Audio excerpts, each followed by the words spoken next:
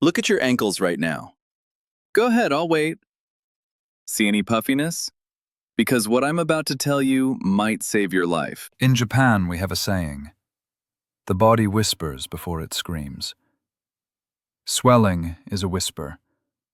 And most people over 60 ignore it. They think it's just aging, just sitting too long, just the heat. But sometimes that whisper is your heart saying, help me.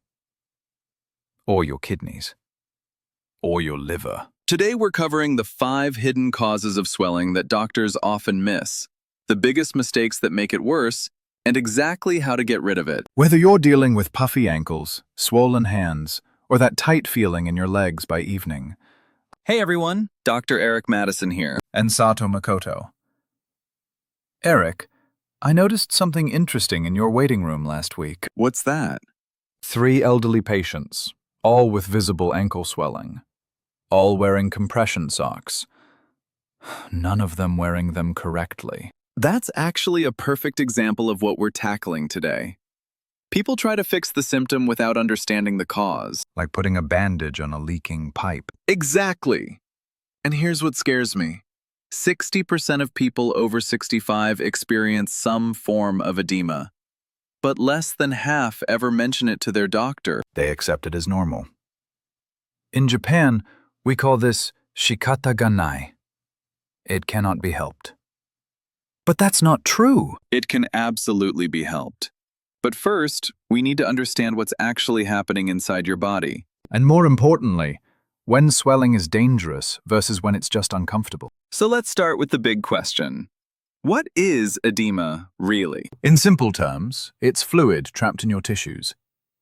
Your body is constantly moving fluid between blood vessels and surrounding tissue. Think of it like a sophisticated plumbing system. Fluid leaves your blood vessels, delivers nutrients to cells, picks up waste, then returns to circulation. But when you're older, this system becomes less efficient. Right. Your blood vessels become more permeable, meaning they leak more easily. Your lymphatic system, which drains excess fluid, slows down. And gravity becomes your enemy, especially in the legs and ankles. Now here's what most people don't know. There are actually 5 main causes of edema in older adults, and they're very different from each other. Which is why the treatment is different too. You can't treat heart failure edema the same way you treat venous insufficiency. Let's break them down. Cause number 1, and this is the one that worries me most, heart failure. When the heart can't pump effectively, blood backs up in the veins. Pressure builds. Fluid leaks out. And here's the key warning sign: bilateral swelling. That means both legs, both ankles at the same time. Also, it often comes with other symptoms. Shortness of breath, fatigue, waking up at night gasping for air. If you have swelling in both legs, plus any of those symptoms, you need to see a doctor immediately. Not next week, tomorrow. This is not something you wait and see about. Cause number 2, kidney disease. Your kidneys filter excess fluid and sodium. When they fail, fluid accumulates. Kidney edema often shows up in the face first. Puffy eyelids in the morning. Swollen hands. And unlike heart failure edema, which is worse at night, kidney edema can be worse in the morning. Your kidneys work less efficiently when you're lying down. Fluid redistributes to your upper body. Cause number 3, liver disease. Your liver produces albumin, a protein that keeps fluid inside blood vessels. No albumin, no fluid retention. It leaks out into your belly, your legs, everywhere. Liver edema usually comes with a swollen abdomen. That's the telltale sign. We call it ascites. And often yellow skin. Jaundice. The liver is struggling. Now, causes 4 and 5 are much more common and usually less dangerous. Venous insufficiency and lymphedema. These are the ones most seniors deal with. Not life-threatening, but definitely quality of life-threatening. Venous insufficiency means your leg veins can't push blood back up to your heart efficiently. Valves in the veins wear out. Blood pools in the lower legs. Fluid seeps out. You get that heavy, achy feeling by the end of the day. Classic sign, unilateral swelling. One leg worse than the other. And it improves when you elevate your legs. In Japan, we see this a lot in people who sit on the floor for long periods. Different lifestyle, same problem. Lymphedema is when your lymphatic system, which drains fluid, gets blocked or damaged. This can happen after surgery, radiation, or infection. Or sometimes it's just age-related. Lymphedema swelling is usually firm, not pitting. You press on it, it doesn't leave an indentation. And it rarely goes away with elevation alone. You need manual drainage, compression, movement. All right, so those are the 5 big causes. But here's where people make huge mistakes. They treat all swelling the same way. Drink less water, take a diuretic, wear compression socks. And sometimes that makes things worse. Let's talk about the 5 biggest mistakes people make with edema. Mistake number 1, restricting water intake. I see this constantly. People think, I'm retaining water, so I should drink less water. Wrong. When you're dehydrated, your body holds on to every drop of fluid. It panics. It thinks you're in a drought. So it releases hormones that tell your kidneys to conserve sodium and water. Your swelling gets worse. The solution? Drink more water. Paradoxical, but true. When you're well hydrated, your kidneys work efficiently.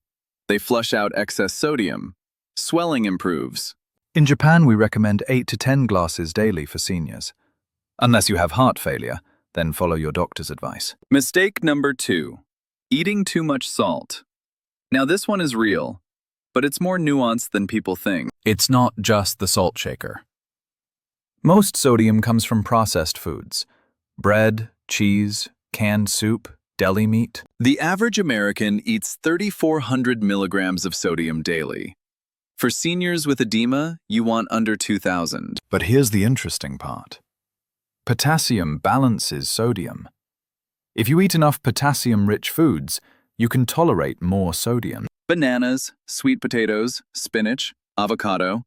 These help your kidneys excrete sodium naturally. So it's not just eat less salt. It's eat more potassium, too. Mistake number 3, sitting or standing too long without movement. Gravity plus immobility equals swelling. Every single time. When you move, your calf muscles act like a pump. They squeeze blood back up toward your heart. We call it the second heart. Your calf muscles are critical for circulation. But when you sit still for hours, watching TV, reading, on a long flight, that pump stops working. Blood pools. Pressure builds. Fluid leaks out. Your ankles swell. The solution is simple. Move every 30 to 45 minutes. Just stand up, walk around for 2 minutes. Or do ankle pumps while sitting. Point your toes up, then down. 20 repetitions. This activates that calf pump, gets blood flowing, reduces swelling immediately. In Japan, office workers do this instinctively. We have a culture of movement breaks. Mistake number 4, wearing compression socks incorrectly. This is huge. I see it all the time. People buy compression socks. They're too tight, too loose, put on wrong. Compression socks work by applying graduated pressure. Tightest at the ankle, looser toward the knee. This pushes fluid up and out of your legs. But if they're too tight at the top, they act like a tourniquet. Fluid gets trapped. Swelling gets worse above the sock line. And if they're too loose, they do nothing. You need the right size, the right compression level. For most seniors with mild edema, 15 to 20 millimeters of mercury is enough. If you have moderate to severe swelling, 20 to 30. But talk to your doctor first. And put them on first thing in the morning before swelling starts.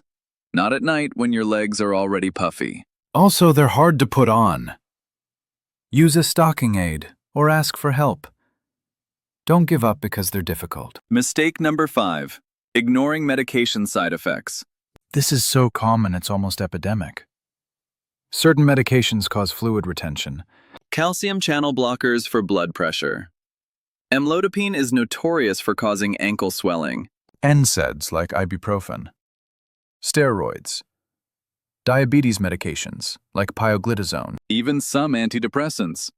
People have no idea their medication is causing the problem. So they buy compression socks, they elevate their legs, nothing works. Because the root cause is the pill. If you started a new medication and then developed swelling within weeks, that's your culprit. Don't stop it on your own. Call your doctor. There are usually alternatives. For example, if amlodipine causes swelling, we can switch you to a different blood pressure med that doesn't. Or add a mild diuretic to balance it out. Options exist. All right, so we've covered causes and mistakes. Now let's talk solutions. How do you actually get rid of edema? This depends entirely on the cause. But there are some universal strategies that work for almost everyone. Strategy number 1, elevation. This is Physics 101. When your legs are above your heart, gravity helps drain fluid back into circulation. But most people elevate incorrectly. They prop their feet on a pillow while sitting in a chair. That doesn't work.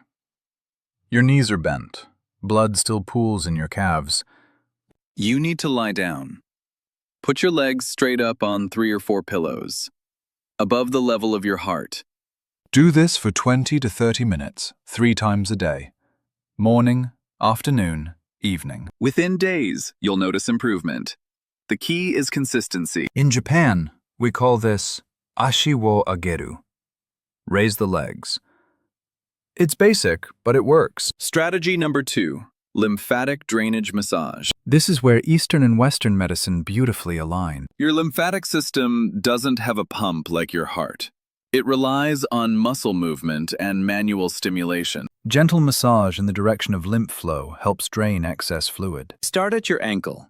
Use light pressure, stroke upward toward your knee. Not hard, gentle. You're not kneading muscle. You're moving fluid under the skin. Think of it like pushing water through a sponge. 20 strokes on each leg, twice daily. After a week, you'll see reduction. You can also see a certified lymphedema therapist. They have advanced techniques. Strategy number 3, movement exercises specifically designed for edema. These are not strenuous. Even someone with limited mobility can do them. Exercise 1, ankle pumps. Sit in a chair, feet flat. Point your toes down, then pull them up toward your shin. 20 times. This activates your calf muscles, pushes blood upward. Exercise 2, leg lifts. Lie on your back, lift one leg straight up, hold for 5 seconds, lower. 10 times each leg. This uses gravity and muscle contraction to reduce pooling. Exercise 3, walking. The simplest, most effective. Even 5 minutes helps. When you walk, your calf muscles contract rhythmically. Perfect natural pump. If you can walk 20 to 30 minutes daily, your edema will improve significantly. And it doesn't have to be continuous. 3 10-minute walks work just as well. Strategy number 4, dietary adjustments. We touched on sodium and potassium, but there's more. Certain foods have natural diuretic properties. They help your body excrete excess fluid. Celery, cucumber, watermelon, asparagus, all excellent choices. Green tea is also helpful. In Japan, we drink it throughout the day. It's a mild, gentle diuretic. And protein is crucial. Remember, low albumin causes edema. If you're not eating enough protein, your body can't make albumin. Older adults need about 1 gram of protein per kilogram of body weight daily. That's roughly 70 grams for a 150-pound person. Chicken, fish, eggs, beans, tofu. If you're vegetarian, make sure you're combining proteins properly. Rice and beans, tofu and vegetables. Strategy number 5, compression therapy. We talked about socks, but there are other options. Pneumatic compression devices. These are inflatable sleeves that rhythmically squeeze your legs. Insurance often covers them if your doctor prescribes. You use them 30 minutes daily while watching TV. Very effective for lymphedema or severe venous insufficiency. And for hands, compression gloves work the same way. Especially helpful for arthritis-related swelling. Now, when do you need medical treatment beyond these strategies? Great question. Diuretics are the most common prescription for edema. They make your kidneys excrete more sodium and water. Your body produces more urine. For heart failure or kidney disease-related edema, diuretics are often necessary. But they have side effects. They can deplete potassium, causing muscle cramps and weakness. They can cause dehydration, dizziness, falls, especially in older adults. So if you're on diuretics, you need regular blood tests. Check your electrolytes, kidney function. And never adjust the dose yourself. More is not better. You can end up in the hospital with severe dehydration. Some people benefit from potassium-sparing diuretics. They don't deplete potassium as much. Spironolactone is one. It's gentler but slower acting. The key is working with your doctor to find the right medication and dose for you. Now, let's talk about when edema is an emergency. When you need to call 911, not wait for an appointment. Red flag number 1.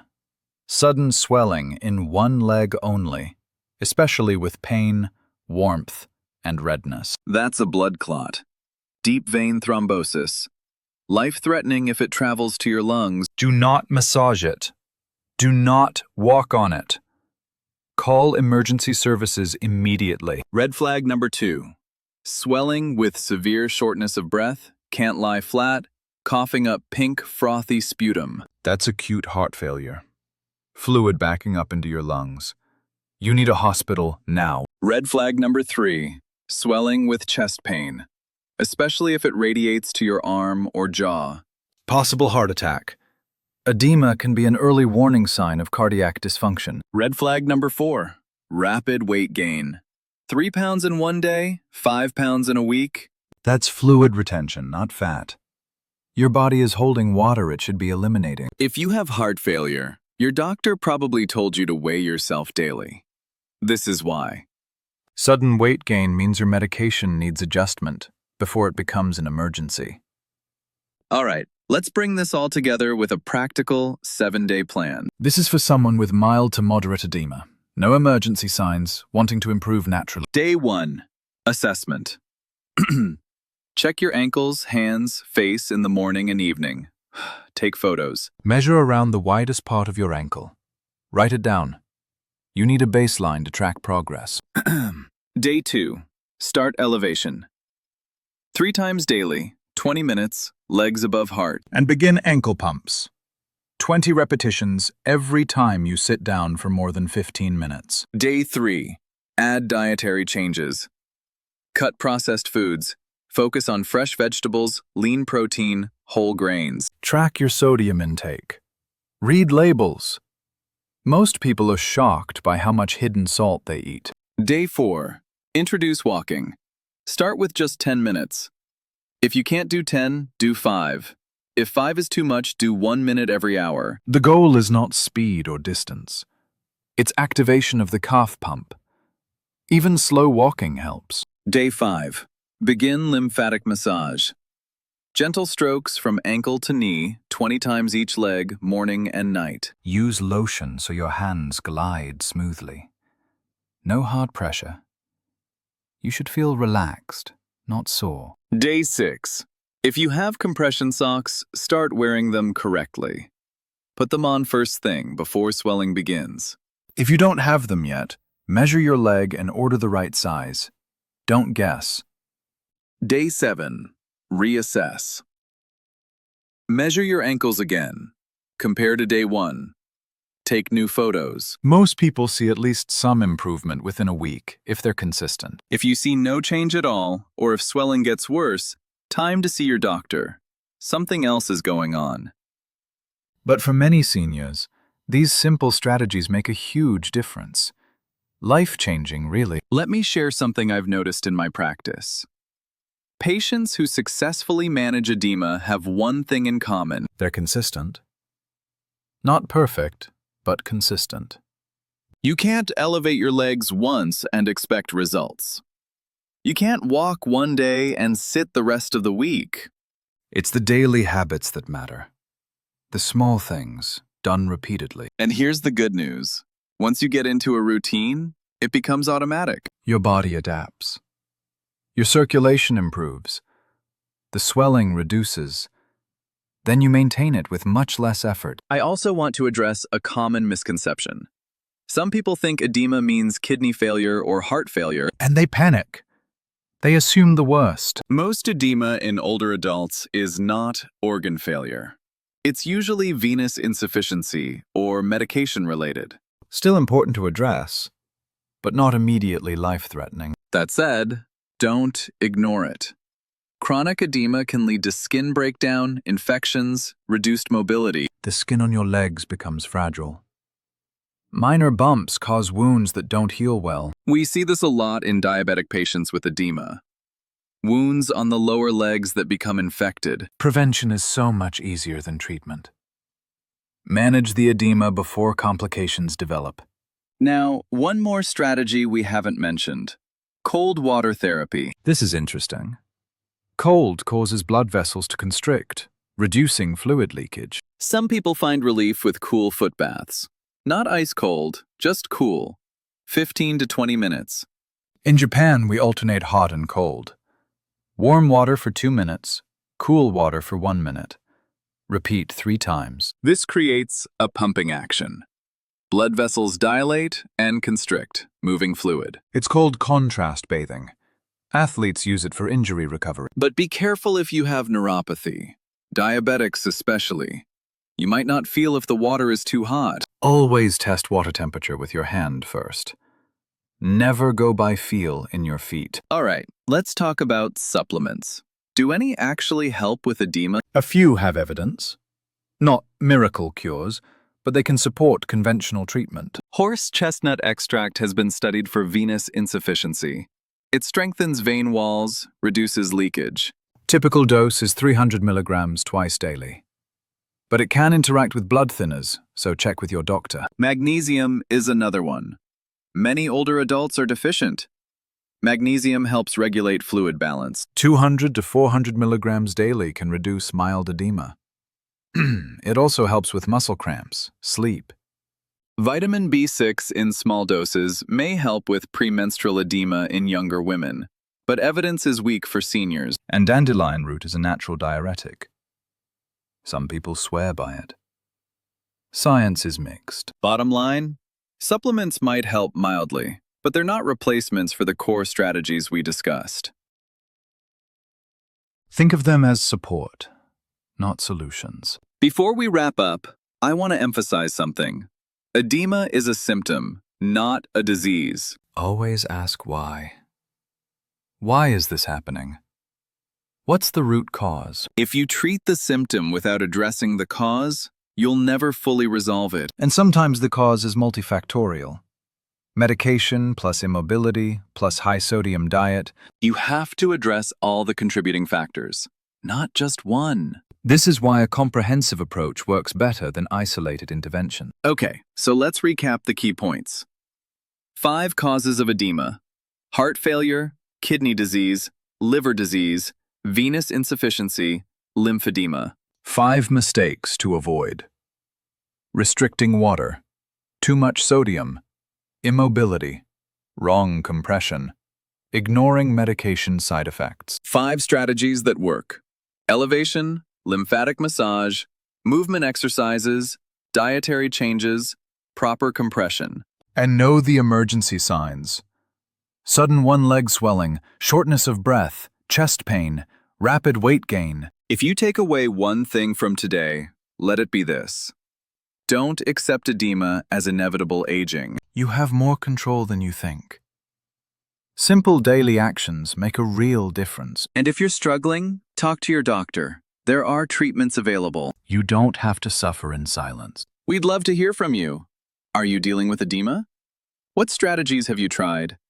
Drop a comment below. Share your experience. It helps others know they're not alone. And if you found this helpful, please subscribe. We release new episodes every week. Topics that matter to people over 60.